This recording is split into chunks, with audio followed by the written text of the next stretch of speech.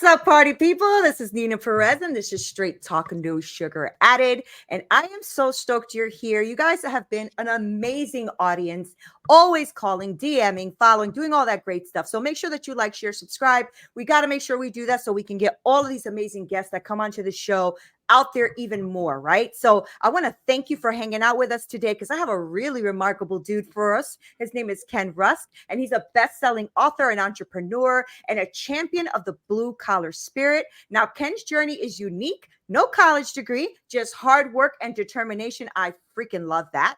And after years of construction, he is now a highly successful entrepreneur and multiple thriving businesses.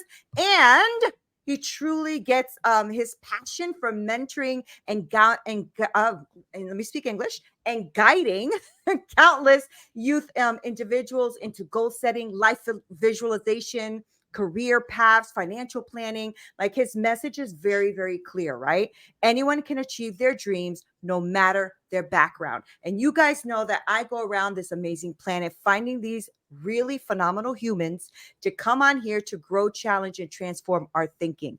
And Ken, I love that story about you because I think that's more and more happening today too, where college is maybe not the route so many people are taking. And back when I was growing up, that was a shame, right? You would feel terrible if you didn't have a college degree or were going to a college. And I didn't go to college until I was in my 30s. So I always felt like I was behind the 8 ball, right? So I'm really glad you're here. How are you doing today? I'm great, Neena. Thanks for having me. I really appreciate it. I'm glad you're here too, man. So I always start this show off with something super fun because we like to know who you are. So that's the question, really, Ken. Who are you? Who are you, Ken? Tell us.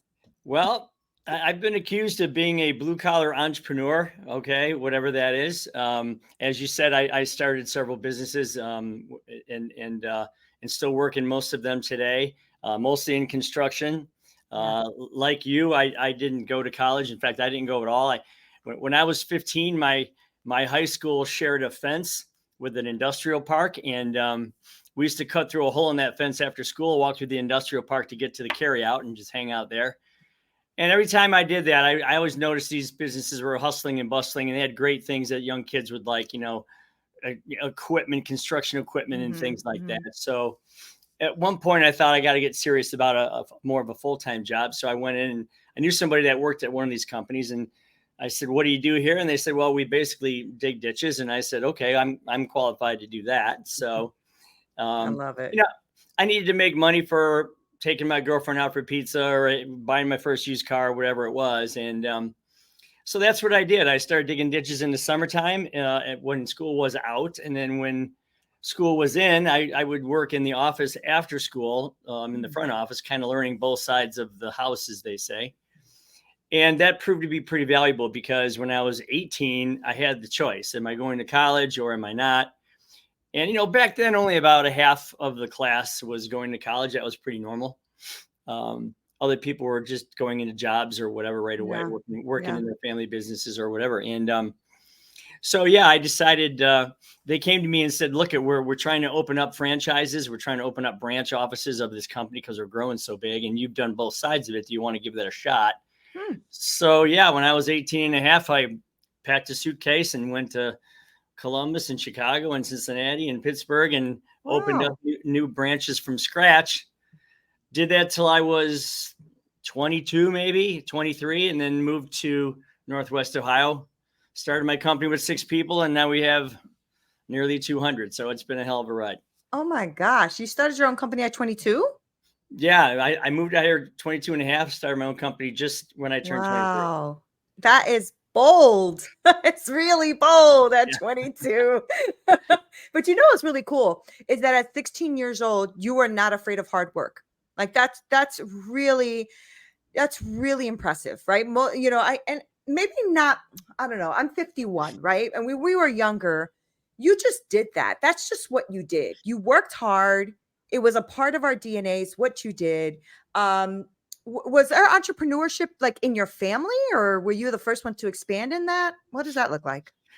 Well, my father was chopping lettuce at 16 and at a grocery store. And then pretty soon he moved up to be manager of the grocery store. And then eventually after that, he worked for a brokerage company, a food brokerage company, and then he ended up buying the owner out after a while. So, the funny thing about the word entrepreneur is, whenever people say you're lucky, you're one of those entrepreneur guys, I typically would say, well, here's a piece of paper and a crayon. I want you to draw entrepreneur for me.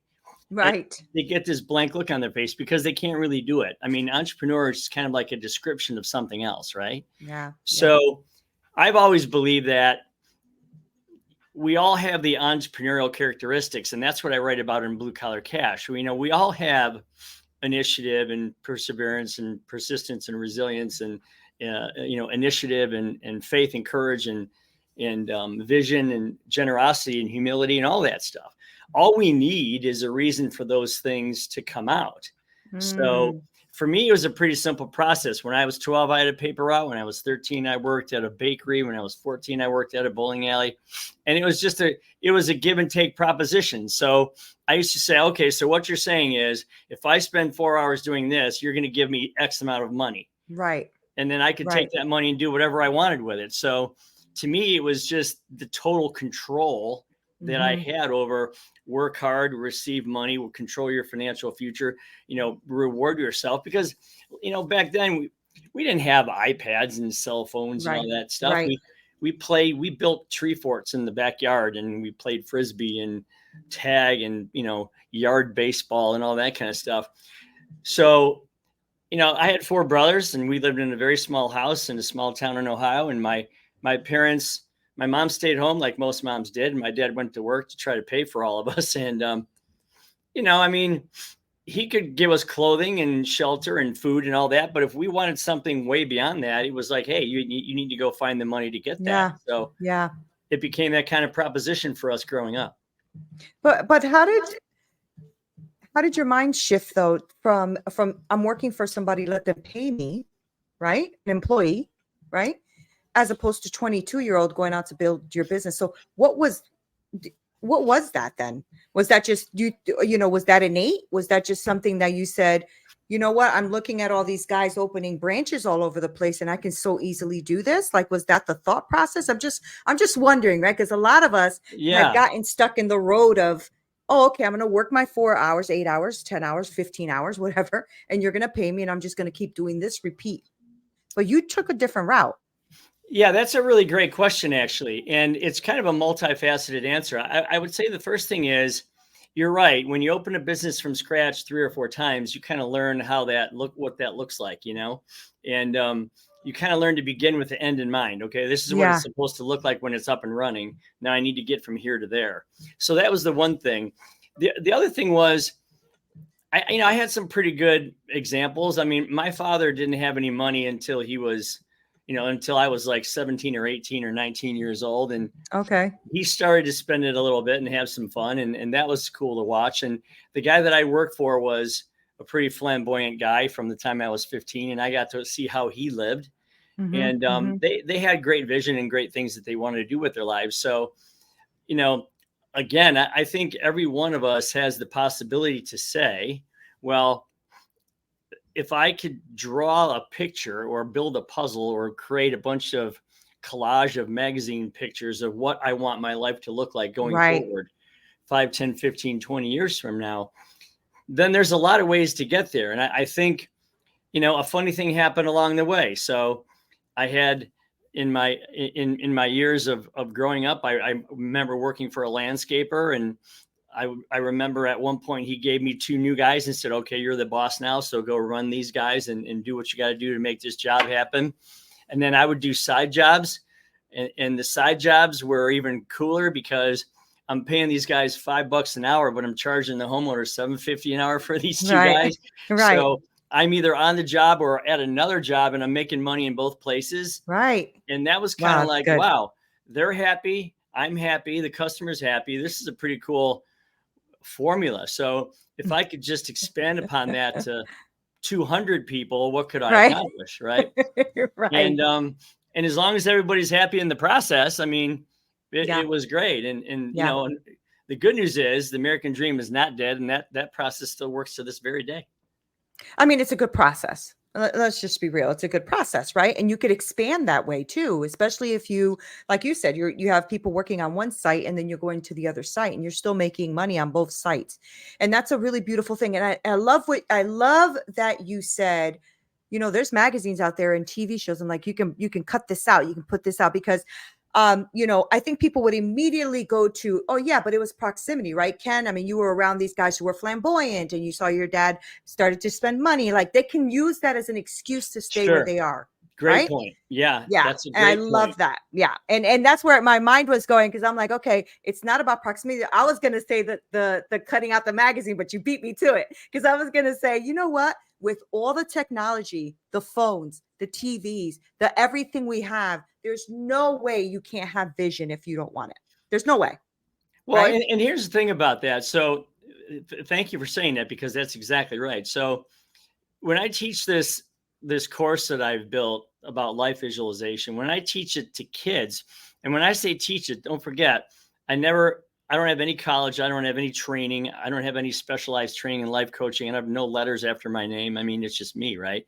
But if you can get someone from the inner city to draw their favorite pickup truck in enormously cool detail, and then what their favorite house might look like and what their favorite pet might be, dog or a cat, what color, what would you name it? Their favorite vacation, their favorite charity moment, their favorite sport or hobby. If you can get someone to draw that out with, and we use crayons because the last time you held a crayon in your hand, you were probably 5. You were probably at your most innocent and stress-less point of your life, and yet your most creative time. So we get people putting crayons in their hands and making these drawings all the time because when you take that vision from your brain and put it down on paper, you've manifested it into something real. You've created a brochure for your own life. And anyone who's ever held a car brochure in their hand, they open up the pages and they go, wow, not only is the car cool, but here they're going to the beach with it. And here they're hauling lumber with it. And here they're, driving down the beautiful boulevard with it, with their friends. So it's not the thing, it's the memories that you get from those things. Yeah. So yeah, anyone can do this. I mean, Elon Musk is a brilliant guy. The only reason that one of the reasons that makes him so brilliant is the fact that he accesses the visual side of his mind constantly. But guess what? That's free. It requires no training, and we can all do that. Right. I'm not saying he's not talented, and he's an enormously talented human being. There's no question. And he's smart. But when it comes to visions and dreams and hopes and those kinds of things, we all have the ability to do that. Yeah. And it doesn't require any training whatsoever. So get that side of your brain working and watch out. You won't believe what happens. Yeah, and it's going to take a lot of self-awareness and introspection and really looking at yourself too, because the reason I say that is because there is such a thing as trauma, right? People do have trauma in their lives. Sure. And at some point, you can't keep being a victim of the trauma. You just can't. And I mean, that's at least, let me just speak for myself. That's my story, right? I had a lot of trauma in my life. And for a long time, there was no vision. It was just work and die. You know what I'm saying? Like work your tail off and then just die. And I was like, no, I have so much more in me and so much more people that need to hear what I have to say. Like I can't keep doing that. So I started doing what you're talking about. I started to think about, but what if I wanted something? What would that look like? Well, and I used to say, I don't know. Well, if you did know, this is me talking to myself. If you did know, what would that be? I didn't even know I was coaching myself, 20 something, 30 years ago, but I was. And, it's amazing. And I love that you're doing that because one of the things that I love about what you just said too, is that you just like pretty much drew out your brochure, right? Now you've elevated that, Ken. I don't know if you realize that, but you elevated even the description of what they're doing, right? Because you could easily say, oh, it's just a picture. Right? You just drew a picture, but you said brochure. That's a whole different thing. Well, yeah. And I think what's important is, I remember talking to Tony Robbins' son, Jarek Robbins, and one of the things that he said, which was shocking to me, which I loved because I had been searching for this information, was, a lot of times you say, well, what you focus on, your brain attracts itself to, or, what you focus on, what you see, you can do. If you can see it, you can achieve it. You hear all those things, but you wonder what the science is like behind that, right? Well, he explained it to me recently, which is something I thought was brilliant. And what he said was, the more you see something, okay, like I know we're on video, but here, this little car, okay, let's assume that's a goal of yours. The more you see something, the more that gets these little electrodes in your brain working faster and faster and faster, and also closer and closer and closer, to the point where it becomes one conscious stream of thought. And when that happens, your brain kind of acts and assumes as though it already owns that thing. And once that happens, I love that. Once that happens, it kicks your body into these involuntary moves to go get that thing. So you're actually training your brain to work for you in a way that is so powerful. I mean, think about it. We all know how to anticipate a vacation, right? We all know how to plan for it. Restaurants, hotels, the beach, my suntan lotion, copper tone number 8, how it smells, you know, the umbrella, the drink, the music, the sand, the sea, the air, the breeze. We can feel all that, and we anticipate it all winter long for spring break, right? Right. Well, if we can anticipate that, and we're so good at it, why can't we anticipate all aspects in our life in the same exact way?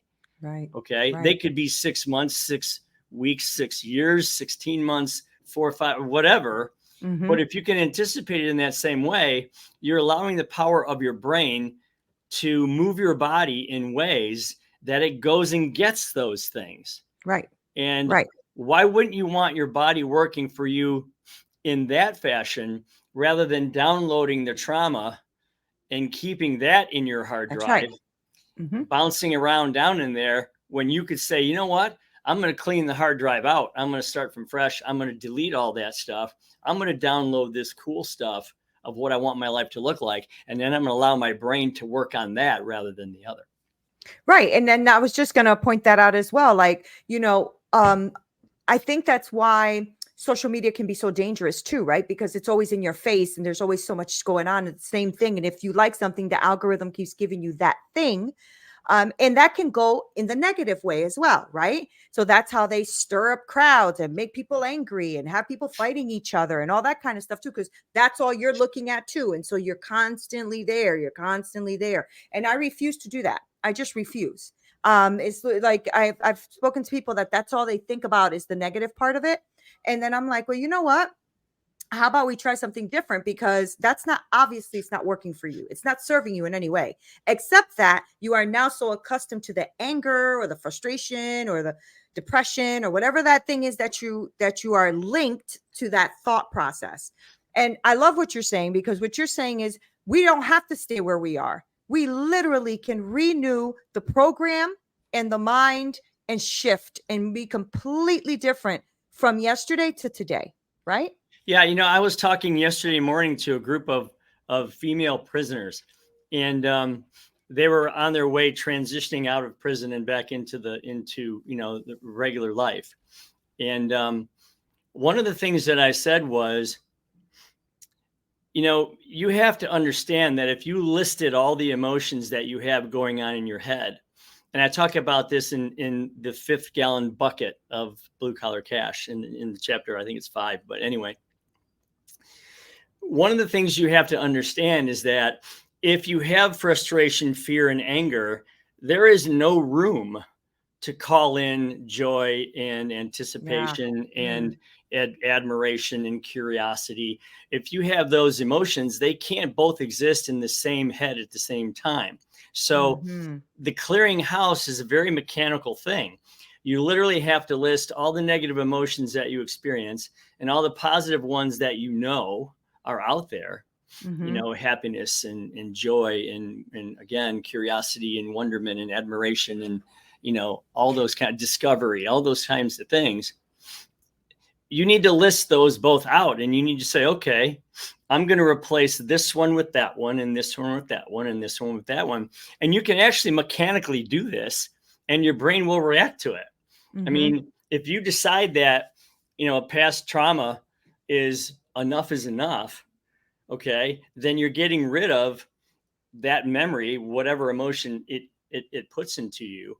You're deciding to get rid of that emotion. And we have to remember that emotions are a choice. even if somebody slaps you across the face and you get angry, that's still a split-second choice. Yeah. Yeah. Yeah. Okay. So harder to do than just getting rid of maybe, jealousy, but Right. you still have to recognize that you're making an actual choice. So first thing you have to do is clear your mind so that some of these spontaneous and creative thoughts can come flowing back in, like what I want my life to look like. And then recognize that you control your input, you control your output, you control the quality of that output, you control your day, your time, your schedule, your financial gain. All those things are within your purview if you allow it to happen. And that's why when I talk to people, I would say, look, you can't let society tell you who you are. You can't let your parents or your teachers or your guidance counselors or your friends or your enemies tell you who you are. I mean, ask all of them if they know your favorite color, your favorite food, your favorite car, your favorite pet. Ask them if they know that. They don't know that, but you do. So why are you relying and listening to everybody else to determine what your outcome is? Right. What was the reaction, or did they give you a reaction or response in that group yesterday? Well, I had some people crying, and I had some people hugging each other, and I had some people supporting each other. That's But great. I had a lot of people doing this, you know what I mean? Not nodding their head. And so many of them, again, the tears were flowing from the ones that were like, I'm trying to let go. I'm really trying to let go of these things. And having support, a couple of them said, I've been to 2 or 3 jails. This is the first jail that anyone ever like you has ever come in front of me to try to help me out. And they had a whole support group of a bunch of other gals, and it was group hugs, and it was awesome. That's so good. And they were making drawings of what they want their future to look like, and they had detail. And That's I have awesome. I have a lot of hope for them. I really do. You should. That's really awesome, right? Because like she said, nobody's done that. Nobody's done that with them, right? And sometimes that's all we need. And that's why these conversations are so important, Ken, because, our podcast reaches a lot of ears. You just don't know who's is going to reach, you don't know who's listening just so happens to bump into this episode. And that can be transformative for somebody's life, right? So tell me what happened with you? What was that light bulb moment for you when you said, wait, I can be helping people here. Let me write this book. Like what was that? Because you were already in construction. You've been doing that for a long time. Was that just a servant's heart? What was that about? Well, it was a couple things. Number one, my daughter, when she was 12, she came down with a very serious illness, and it was a life-threatening one. And, it became a really scary 5 years for her mother and I, and when you're sitting in waiting rooms and oncology offices and, radiology offices and, ultrasound rooms and all that kind of stuff, you have a lot of time to think. Okay. So one of the things that I thought of was, okay, what should I be telling her is the goal in life? In other words, what should I say is your goal? What should you be chasing? If you're going to chase something in life, meaning if you're really going to go after something, what should it be? And, it's really easy for people to say, well, I want 15 cars, a mega yacht, a mansion, and I want to be a rap star or influencer or whatever. Right. But I thought there's this sweet spot that everybody has. It's their own personal nirvana, right? It's what I call comfort, peace, and freedom. And they all have the ability to say, man, if I could live like that, here's my brochure. If I could live like this brochure that I created, that would be really cool, And I'm happy to say that she's healthy today. In fact, she's going to have. I was going to ask you. She's going to have a little baby girl here next month. So so cool. That was a long time ago. But so that's what kind of started this whole process. And I got to tell you, Neena, these 3 words, comfort, peace, and freedom, they would not leave my brain. I was seeing them everywhere. It's almost like if you flipped over a box, those words would be sitting there. Wow. And so that started it. But then the fact that I had coached, involuntarily coached all these people for 30 some years in my office. I've interviewed 2,500 people in my lifetime. Right. So wow. If you think about, having a staff of 200 and helping them live their lives, because my motto is I can't get what I want, nor can my company get what it wants or needs until all of you get what you want first. And it's true. So I started building these processes for coaching and developing culture around the business, and, staying power and loyalty and entrepreneurship and rewards and all that kind of stuff.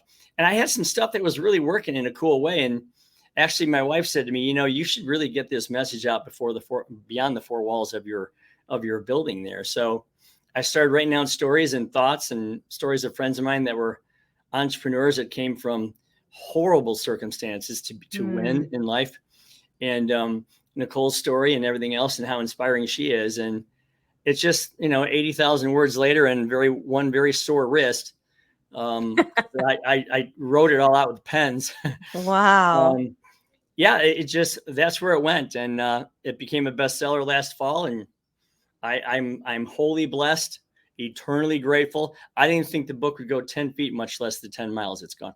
Right. Oh man, that's so beautiful. And I'm picturing you like handwriting it. I think that's so powerful. Yeah, there's a lot of that. It's powerful, right? Because when you're writing it yourself with your own hand to paper, there's something different to that than actually writing it on a computer. That's why when I journal with my hand as well, instead of typing into my computer what my journal is. It's a great point. It's a great point because I found that I couldn't write with a keyboard. I literally couldn't do it. I couldn't get the thoughts to roll. And if I did, I'd type 3 words and have to erase 2 of them because I'm not a good typer. So I remember being on an airplane and I have 12 legal pads, right? Full. Wow. And I'm writing on this legal pad and the guy next to me says, "What are you doing?" And I says, "Well, I think I'm writing a book." And he goes, "Okay, but like you're writing it? We have these I know, that's what I mean. And I said, "I know, but that's just the way I roll." So thank God my daughter took all my scratchings and just literally, I would say them to her and she would just type them out. And there we were. Wow. Wow. Well, congratulations on your grandbaby coming. That's awesome. About that. Thank you. I really awesome. We're excited.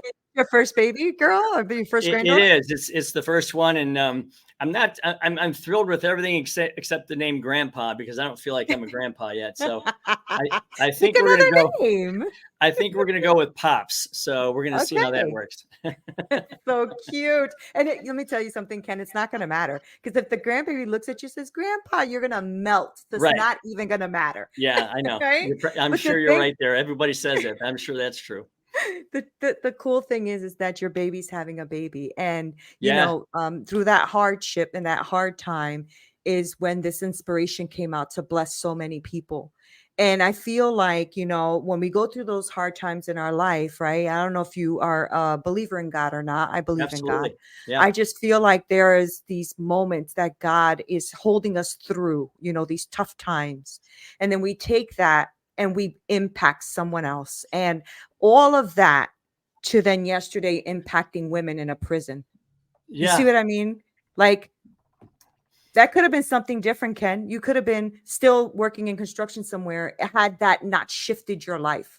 Well, that's exactly right. And, I grew up Catholic. I grew up being scared of the priests, you know what I mean? Because they were gonna, and the nuns, they're going to hit me with a wooden spoon and all that other kind of stuff. I got plenty of that. Yeah. But I always kind of knew that, there's somebody out there watching, and if you do the right thing, they'll know. And if you don't, they'll know. And, it's interesting because I've had enormous success, and I don't want to say I'm lucky because I worked hard for it, but I was opportunistic. Okay. Mm-hmm. I was aware, and I'm eternally grateful for that. And I've given back. I've given back forever. I've given back to charities in my time, my talent, and my treasure. Not only me, but my staff. We've been doing that for 30 years. And I just totally believe in, you never do charity because you're going to get something back. I don't like those auctions, because you auction some, you buy them, you donate the money, but then you get a trip to Cancun. That really, to me, doesn't really work. But yeah, it just seems like the more you give, the more somebody seems to bless you. And I can't put my finger on it, but it just kind of works out that way. It just does. It's such a beautiful thing. So are you currently working? I know you have your book out and everything, and you still have your big company and everything. So are you working with people? Are you doing coaching, or what does your business look like right now on that other side? Well, I still have 200 people here to coach, which is fun. I love it. Yeah. We do it every single day. And That's awesome. I also work with junior achievement. I work with boys and girls clubs. Again, I got into this women's prison. I don't know how it happened, but it's been a blast. I've loved it. You were meant to be there. Yeah. And there's a lot of other things. We're getting ready to do some stuff with military people that come out of service, because so many of them wait till they get out of the service to figure out what they want their life to look like. And I'm saying, let's talk about that while you're dodging bullets, not after you dodge bullets. Yeah. You know what I mean? Let's talk about that the whole way through, so that when you get out, you're not lost. Mm-hmm. And so I have a couple of colonels who are helping me work on a program to help, people that come out of service, and because they deserve everything. They deserve everything. They deserve everything we could give them. I mean, everything. I 100%. I'm Yeah. with you. My husband was in the military. My father, he passed away, but he was a vet. My uncle was a vet. I am big on military. I love it. I was speaking to someone. I should probably connect you with him. He was on my show. He was in the service for over 20 plus years.